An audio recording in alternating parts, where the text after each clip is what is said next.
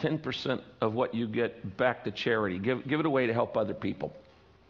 So we started doing that, and each year we would raise our tithe 1%. So the first year of marriage, we went to 11%. The second year, we went to 12%. And the third year, we went to 13%, and on and on and on. Why did I do that? Because every time I give, it breaks the grip of materialism in my life. Materialism is all about getting. Get all you can all you get, sit on the can and spoil the rest. It's all about more, having more. And we think that the good life is actually looking good. That's most important of all. Looking good, feeling good, and having the goods. But that's not the good life. I meet people all the time who have those, and they're not necessarily happy. If money actually made you happy, then the wealthiest people in the world would be the happiest. And that I know, personally I know, is not true. It's just not true. So the good life is not about looking good, feeling good, or having the goods. It's about being good and doing good. Giving your life away. Significance in life doesn't come from status, because you can always find somebody who's got more than you. It doesn't come from sex. It doesn't come from salary. It comes from serving. It is in giving our lives away we find meaning, we find significance. That's the way we were wired, I believe, by God. And so we began to give away, and now after 30 years, my wife and I are reverse tithers. We give away 90% and live on 10%. That actually was the easy part. The hard part is, what do I do with all this attention? Because I started getting all kinds of invitations. I just came off of a nearly month-long speaking tour on 3 different continents. And I won't go into that, but it was an amazing thing. And I'm going, what do I do with this notoriety that the book has brought? And being a pastor, I started reading the Bible.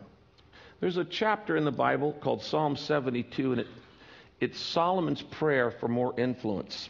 When you read this prayer, it sounds incredibly selfish, self-centered. It sounds like he says, God, I want you to make me famous. That's what he prays.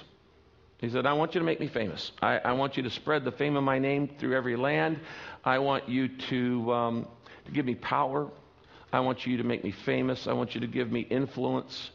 And it just sounds like the most egotistical request you could make if you were going to pray.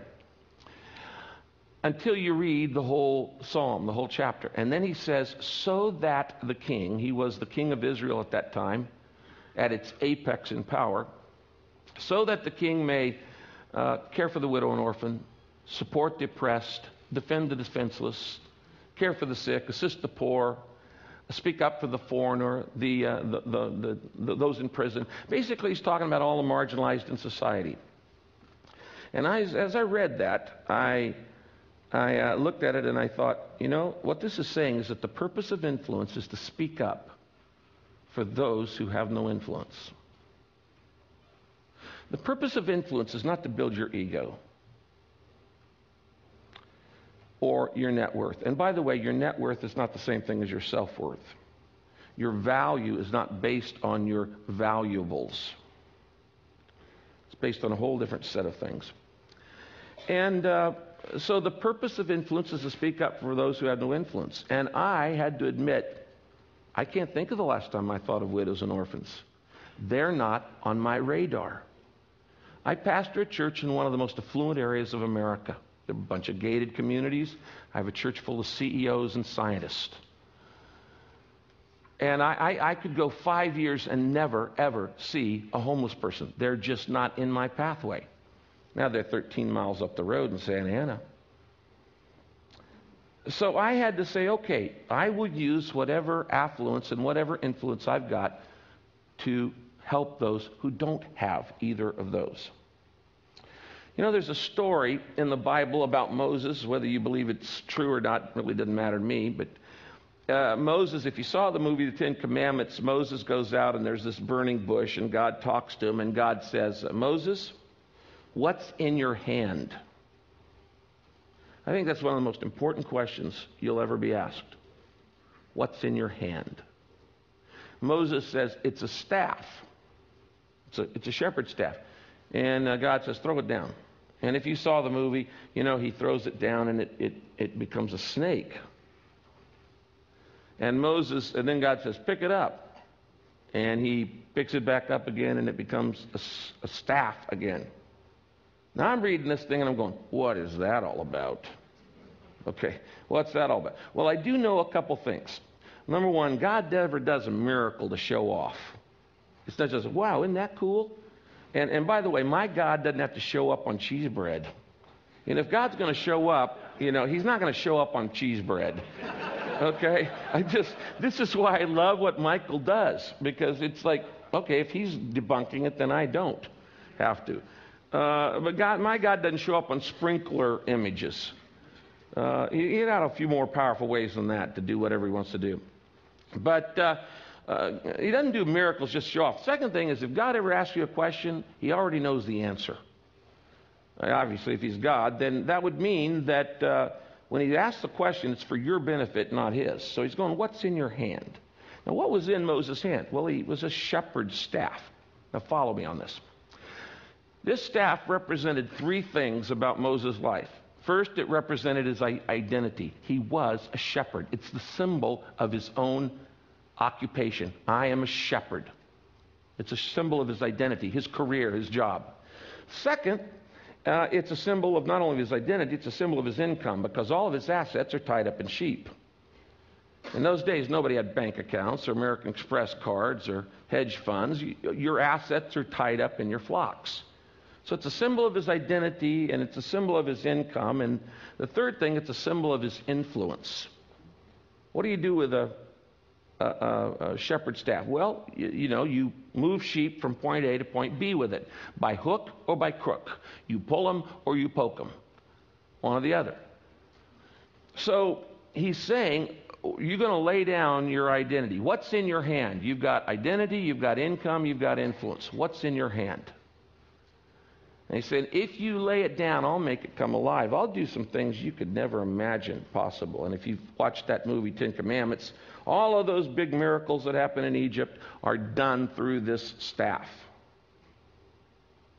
Last year, I was invited to speak at NBA All-Stars game. And so I'm talking to the players, and because most of the NBA teams, NFL teams, and all the other teams have done this 40 Days of Purpose based on the book. And I asked them, I said, what's in your hand? I said, what's in your hand? I said, it's a basketball. And that basketball represents your identity, who you are. You're an NBA player. It represents your income. You're making a lot of money off that little ball. And it represents your influence. And even though you're only going to be in the NBA for a few years, you're going to be an NBA player the rest of your life. And that gives with you enormous influence. So what are you going to do with what you've been given? And I guess that's the main reason I came up here today to all of you very bright people at TED, is to say, what's in your hand? What do you have that you've been given? Talent, background, education, freedom, networks, opportunities, wealth, ideas, creativity. What are you doing with what you've been given? That to me is the primary question about life. That to me is what being purpose-driven is all about. In the book, I talk about how you're wired to do certain things. You're shaped with little acrostic: spiritual gifts, heart, ability, personality, and experiences. These things shape you. And if you want to know what you ought to be doing with your life, you need to look at your shape. What am I wired to do? Why would God wire you to do something and then have you do it? If you're wired to be an anthropologist, you be an anthropologist. If you're wired to be an underseas explorer, you be an underseas explorer. If you're wired to make deals, you make deals. If you're wired to paint, you paint. Did you know that God smiles when you be you? When my kids are little, they're all grown now, I have grandkids. I used to go in and sit on the side of their bed, and I used to watch my kids sleep. And I just watched their little bodies rise and lower, rise and lower. And I would look at them and go, this is not an accident. Rise and lower.